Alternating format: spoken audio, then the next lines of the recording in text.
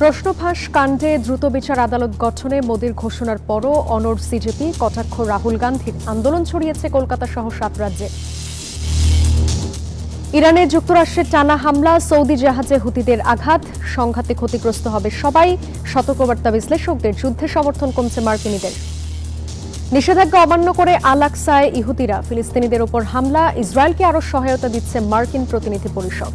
স্বাগত গ্লোবাল টাইমে। বিশ্বের নানা প্রান্তের খবর নিয়ে আপনাদের সাথে আছি আমি জান্নাতুল সাদিয়া। দেখছিলেন শিরোনামগুলো, এবার বিস্তারিত। আলোচনার প্রস্তাব সরকারের, দ্রুত বিচারের আশ্বাস মোদির।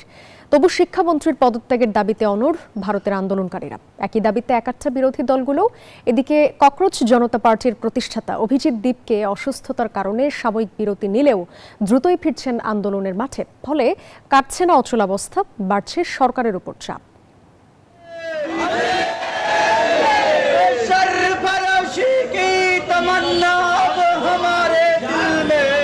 দিল্লির আগুন এবার জ্বলছে কলকাতার রাজপথ।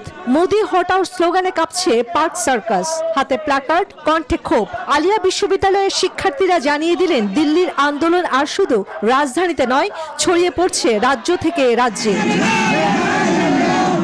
আর সেই আন্দোলনের কেন্দ্র দিল্লি। বুধবার গভীর রাতে ছাত্র বিক্ষোভে চড়াও হয় পুলিশ।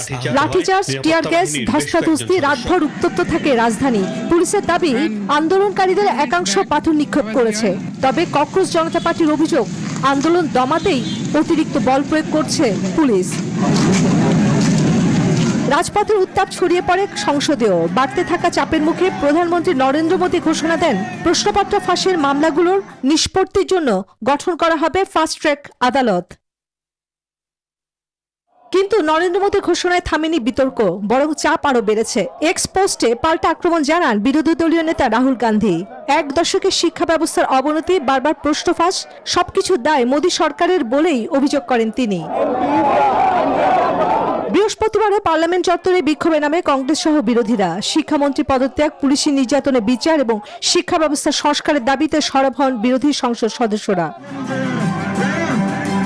এদিকে প্রধানমন্ত্রী ঘোষণার পরও নিজেদের অবস্থান থেকে এক চুলও সরেনি ককরোচ জনতা পার্টি। কেন্দ্রীয় শিক্ষামন্ত্রী ধর্মেন্দ্র প্রধানের পদত্যাগের দাবি পুনঃ ব্যক্ত করেন সিজিপির নেতারা। চন্দ্রানী চন্দ্রা, নিউজ 24। ভারতে প্রশ্ন ফাঁসের প্রতিবাদে শুরু হওয়া বিক্ষোভ গণ অভ্যুত্থানের রূপ নেওয়ার আশঙ্কা তৈরি হয়েছে। জেনসি তরুণদের নেতৃত্বে গড়ে ওঠা ককরোচ জনতা পার্টির আন্দোলনে এরই মধ্যে যোগ দিয়েছে বিরোধী দল, নাগরিক সমাজ ও প্রবাসী ভারতীয়দের একাংশ। তাই প্রশ্ন উঠছে, এটি কি শুধু শিক্ষা সংস্কারের লড়াই, নাকি ভারতের রাজনীতিতে নতুন এক পরিবর্তনের সূচনা? বিশ্লেষকরা বলছেন, গণ অভ্যুত্থানে রূপ নেবে না এই আন্দোলন, তবে সাধারণের তোপের মুখে পড়েছে সরকার।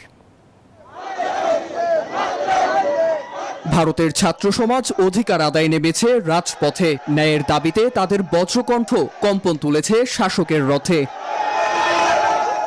মেডিকেল প্রশ্ন ফাঁসের প্রতিবাদে দিল্লির আগুন ছড়িয়েছে ভারতের একাধিক রাজ্যে। স্লোগান উঠেছে ধর্মেন্দ্র প্রধানের পদত্যাগের, পুলিশি জুলুম বন্ধের। আন্দোলনে বিরোধী আইন প্রণেতা, নাগরিক সমাজ ও প্রবাসী ভারতীয়দের যোগদান, সব মিলিয়ে যেন গণবিক্ষোভের প্রতিচ্ছবি। তীব্র এই বিক্ষোভের লেলিহান শিখা ভারতীয় শোষক ও শাসক গোষ্ঠীর ভিত কাঁপালেও তা এখনই গণ অভ্যুত্থানে রূপ নেবে না বলে মত ভারতীয় বিশ্লেষকদের। ভারতের শাসন ব্যবস্থা, সরকার ব্যবস্থা, যারা রাজনৈতিক নেতৃবৃন্দরা এতটাই শক্তিশালী যে এখানে রাস্তার আন্দোলন করে আপনার সরকার ফেলে দেওয়া, গণ অভ্যুত্থান করে সরকারকে উল্টে দেওয়া, শাসনতন্ত্রকে ফেলে দেওয়া, এটা সম্ভব। ভারতের প্রতিবেশী শ্রীলঙ্কা থেকে বাংলাদেশে হয়ে যাওয়া ছাত্র বিক্ষোভ থেকে গণ আন্দোলন সরকার পতনের কারণ হলেও 36 রাজ্যের ভারতে তা সম্ভব নয় বলে মত এই বিশ্লেষকের। বাংলাদেশের কথা, আমাদের পার্শ্ববর্তী দেশ, সেখানে সফল হয়েছে তার একটি মাত্র কারণ হচ্ছে সেখানে দীর্ঘ 15 বছর ধরে একটা অগণতান্ত্রিক স্বৈরতান্ত্রিক শাসন চলেছে। সরকারের স্থায়িত্ব নেই, নেপালে দুর্নীতি, আর শ্রীলঙ্কাতে ছিল হচ্ছে ক্রমবর্ধমান অর্থনৈতিক দুরবস্থা। দেশগুলি বাস্তবতা যেহেতু ভিন্ন, তাই এই দেশগুলির সাথে বৃহত্তর ভারতকে তুলনা করাটা মনে হয় ঠিক হবে না। দেশটিতে চলমান আন্দোলনের গতিপথ নিয়ন্ত্রণে প্রধানমন্ত্রী নরেন্দ্র মোদী সব ধরনের ব্যবস্থা নেওয়ার প্রতিশ্রুতির পাশাপাশি মুম্বাইয়ে গণজমায়েত নিষিদ্ধ করেছে। এতে বিপরীতমুখী পদক্ষেপই সরকারকে সাধারণের তোপের মুখে ঠেলে দিয়েছে বলেও মত বিশ্লেষকদের। ছাত্রদের প্রতি এই লাঠিচার্জ উচিত হয়নি। এই ব্যর্থতার দায় তো নৈতিক দায় কাউকে নিতেই হবে।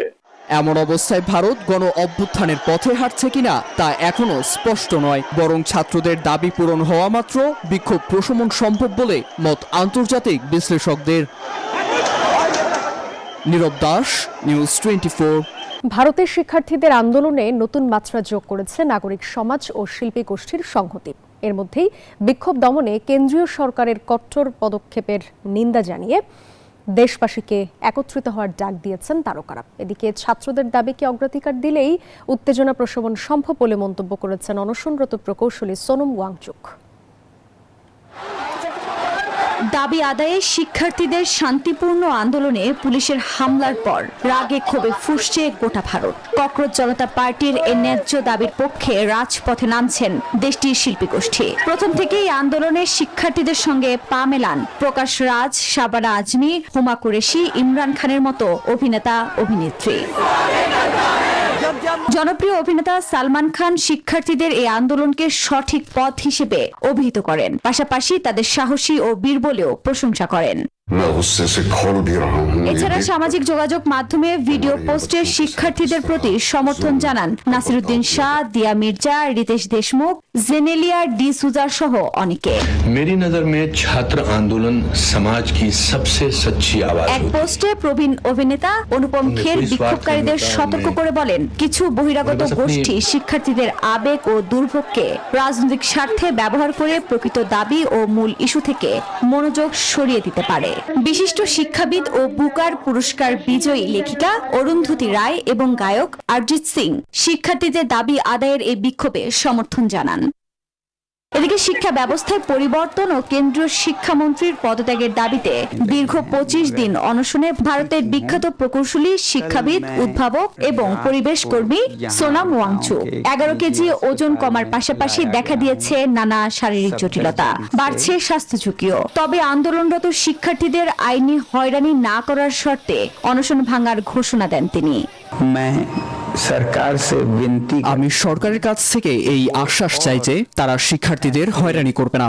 যদি এই আশ্বাস পাই তাহলে আমি আপনাকে এবং এখানে আগত অন্য রাজনীতিবিদদের সম্মান জানিয়ে আমি আজ আমার অনশন ভাঙব।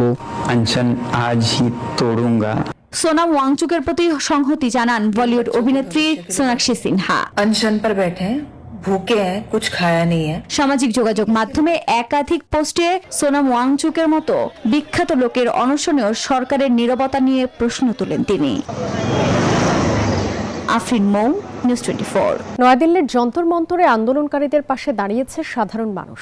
নাম পরিচয় গোপন রেখে তাদের জন্য খাবার, চা ও পানি দিচ্ছেন অনেকে। বিক্ষোভকারীরা বলছেন, শিক্ষামন্ত্রীর পদত্যাগ দাবিতে অনড় তারা। দাবি আদায় না হওয়া পর্যন্ত আন্দোলন চালিয়ে যাবেন।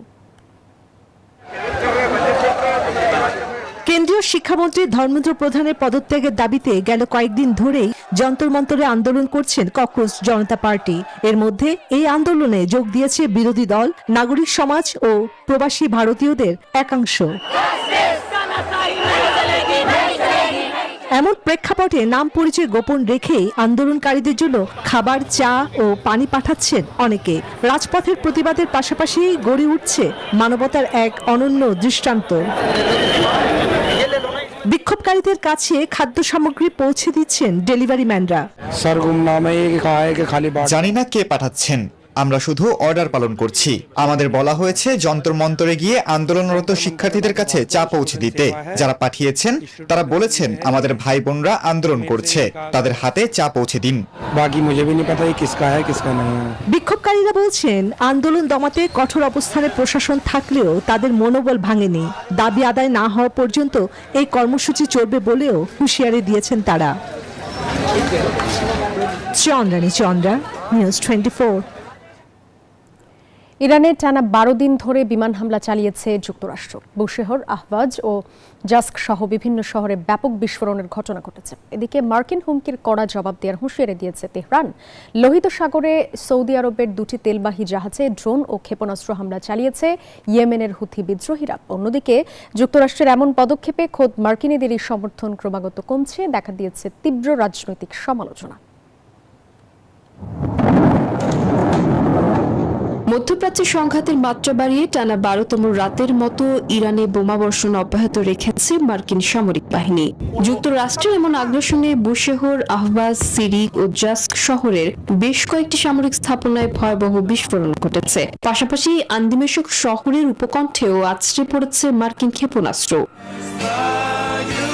হরমুজ প্রণালীতে জাহাজে হামলা হলে ইরানের গুরুত্বপূর্ণ সেতু বা বিদ্যুৎ কেন্দ্রে বোমা বর্ষণের হুমকি দিয়েছিলেন মার্কিন প্রেসিডেন্ট ডোনাল্ড ট্রাম্প। এর কড়া প্রতিক্রিয়ায় ইরানি পররাষ্ট্রমন্ত্রী আব্বাস আরাকচি সাফ জানিয়ে দিয়েছেন, তেহরানের বর্তমান প্রতিরক্ষা নীতি হল চোখের বদলে চোখ।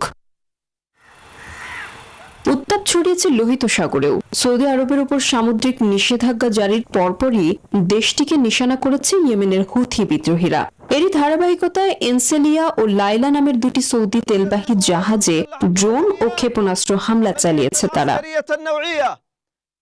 ইরানের যুক্তরাষ্ট্র ও ইসরায়েলের এই সমন্বিত যুদ্ধের পরিণতিতে সবাই চূড়ান্তভাবে ক্ষতিগ্রস্ত হবে বলে সতর্ক করেছেন সাবেক মার্কিন রাষ্ট্রদূত জোই হুড।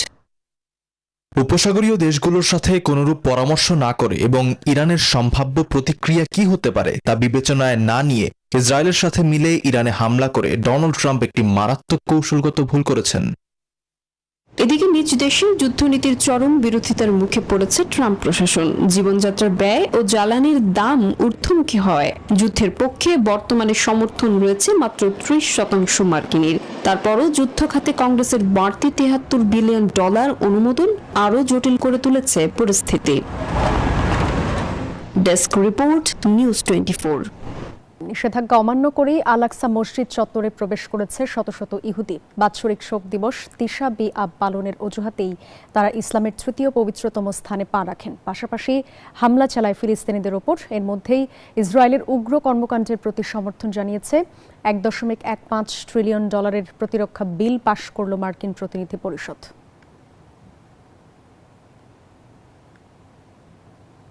এই ছিল গ্লোবাল টাইমের আয়োজনে। এতক্ষণ সাথে থাকার জন্য ধন্যবাদ সবাই।